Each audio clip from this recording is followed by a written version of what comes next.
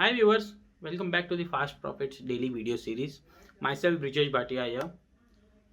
Before starting on to today's video, I am glad that you people are liking our previous video, how to become a successful trader. And in case you have missed, you can go to our YouTube channel. Just browse there, you will watch a video over there. And do comment on our video so that it really motivate us to bring new videos to you all. And in case you wish some of the topics which should be covered into the next videos, do mention there. We'll try to cover that video in our upcoming videos. Coming on to the today's video, today's video will be discussing how to select a stock based on the commodity prices which are going higher and lower. So if you look at the oil prices, we have seen during the COVID time moving into the negative territory, and for the first time in the history, it has moved into the negative territory due to some of the demand constraints, supply constraints.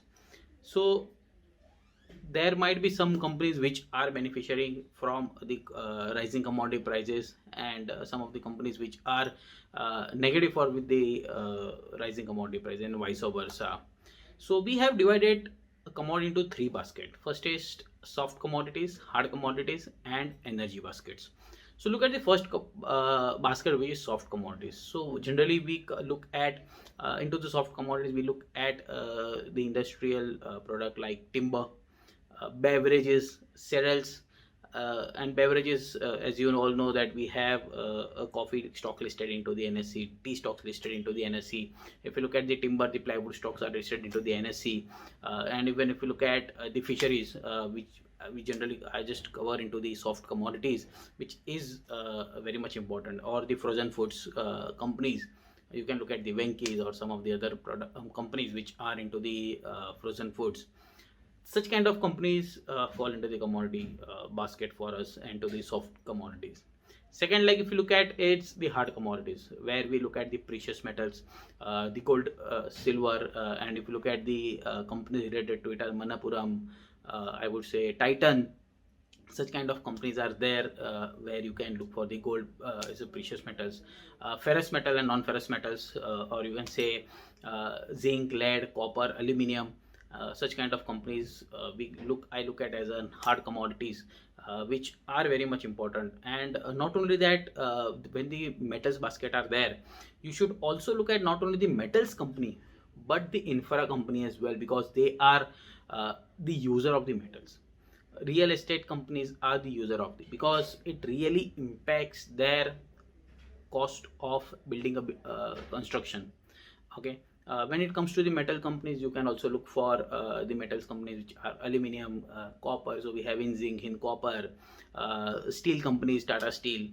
Such kind of companies are there which where it could see a positive impact on the rising commodity prices. So there are various aspects when it comes to the positive and negative of the commodities. Third basket, we look at the oil, which is the energy basket, natural gas, which is again the energy basket, coal, nuclear power. Such are the basket in where we look as an energy basket into the commodity space. And again, as I said, crude oil prices we have seen into the negative trades again. So when it look at the impact, again I would say the oil prices negative for the OMCs, because if the oil prices fall, it's been hitting their profit margins. When again simultaneously, if you look at the oil prices going up, they will beneficially when the profits are increasing. Then who will be negative? The paint companies or the raw materials which the crude oil is there for them, it will again negative beneficially for them. So it will put a negative impact on their stock. So now you might be imagining how it will put a negative impact, how it will put again. So when I just look at again the filtration process, profit margins also depend on the difference between cost of goods and the sales, right? When the commodity prices, my cost of production, say for X product is 100 rupees, and if the oil prices are going decreasing day by day, day by day, day by day, cost of production will the selling price also from 110 might go to 104, 105. So my profit margin from 10% dips to 5%. Similarly, if I just look at the other way around, for a manufacturing companies, Say in case I am a manufacturer of say Tata Steel, and steel prices are going higher and higher. So if I my steel prices of making the production is say 100 rupees, and steel prices go from 110, 120, 130, my profit margins are increasing even though the cost of goods produced remains the same. But at the same time, when demand is increasing, metal prices are going higher, it will be beneficial for me.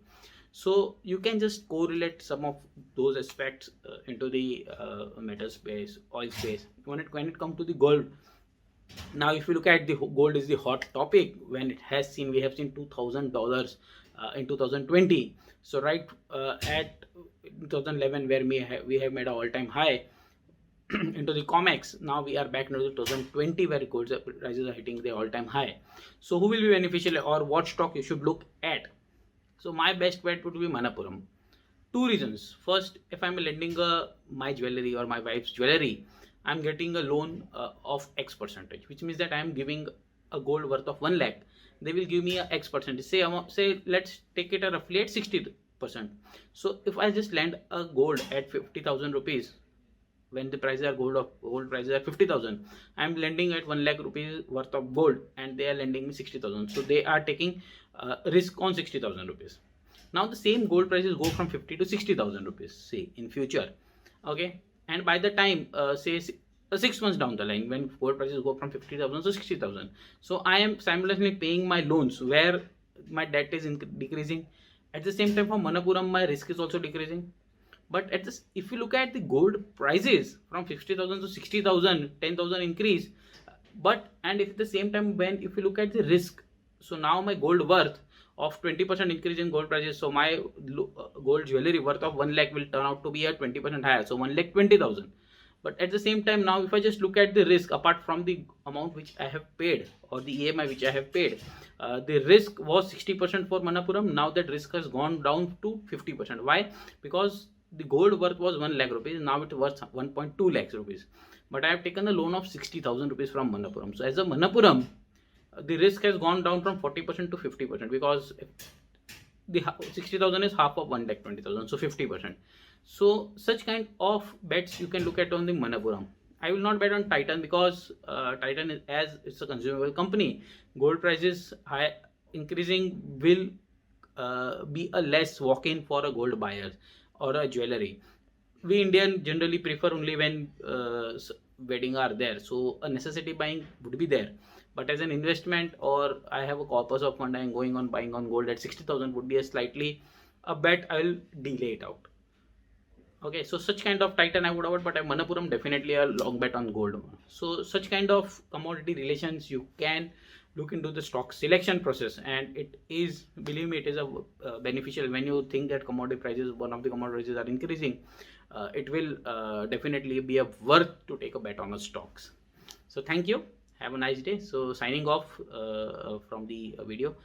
Do subscribe to our YouTube channel, and do comment, so that it will be a good for us, so that we can create new videos. Thank you.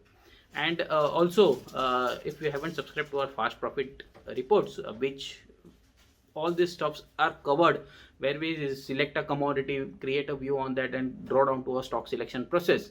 So that's a kind of subscription report which we are offering at Equity Masters. So in case you haven't subscribed, do subscribe to such kind of reports. Thank you.